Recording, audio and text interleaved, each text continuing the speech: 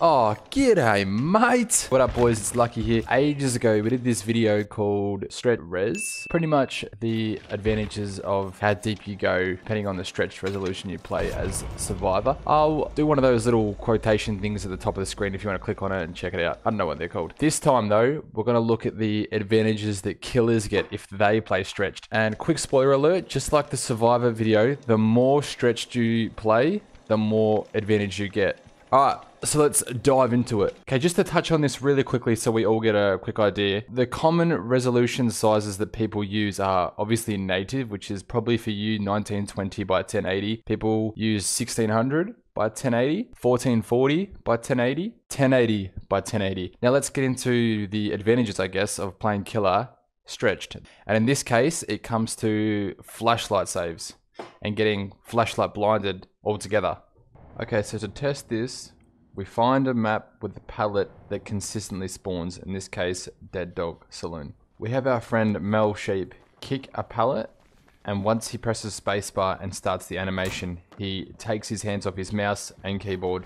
That way, when the killer is done kicking the pallet, the killer will be in a default position. We will do this exact same thing when we have Mel play stretched, 1080 stretched. That way it's consistent.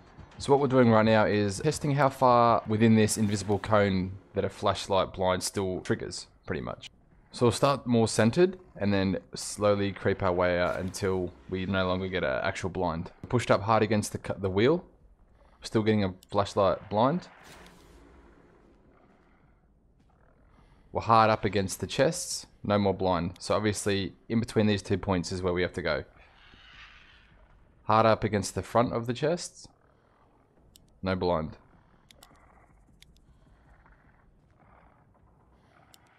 So between the cart and the chests is where we can get our final blind. Now let's switch it up to Mel playing 1080 by 1080. So if we go to the maximum point of a flashlight blind if we were playing native, now playing 1080 stretched, we don't get a blind.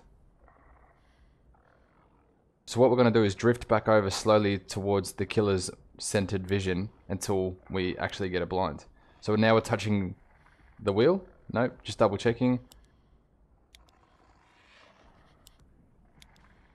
Now we're hard up into the wheel, still no blind. Finally we get one. So we are pushed up hard into the center of the wheel, but we don't get a blind. So now we're just tapping D on our keyboard and drifting over, and bang, you can see the difference straight up. Here's another one we tested. So we can stand behind the fence, and it's about the middle of the fence is where we can get flashlight blind. The maximum sort of angle we can get one. We can't drift any more further to the right, otherwise we're not going to get one. So it's about the center.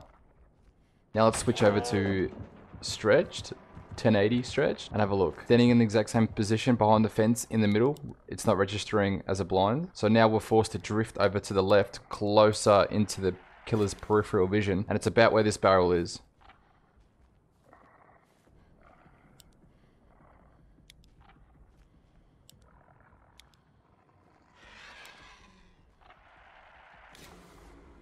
So I guess to sum up, the killer has an invisible cone projecting out their body, and any flashlight blind in that cone is obviously going to register, and then the moment you step out that cone, you no longer get a flashlight blind. And the further down they go in terms of changing their resolution, the smaller the cone becomes.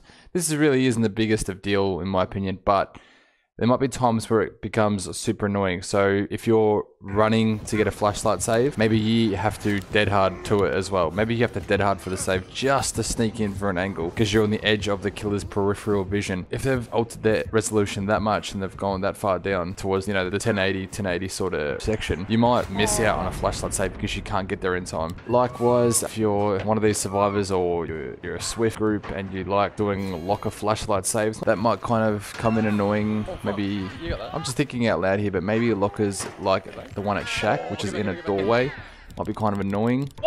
Lockers on 4 lanes, if the killer is near a wall or they're kind of facing a wall a little bit, it might make it a little bit more difficult to just squeeze in a flashlight save. So just keep that in mind, but hey, good luck.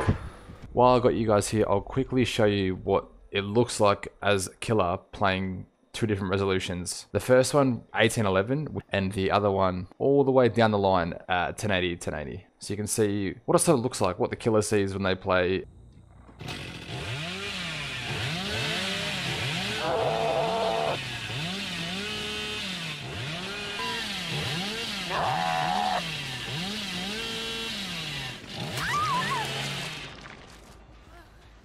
Once again, I'm literally talking your ear off, just talking nonsense, but anyway, my boys, peace. Push the button. Come on, push the button.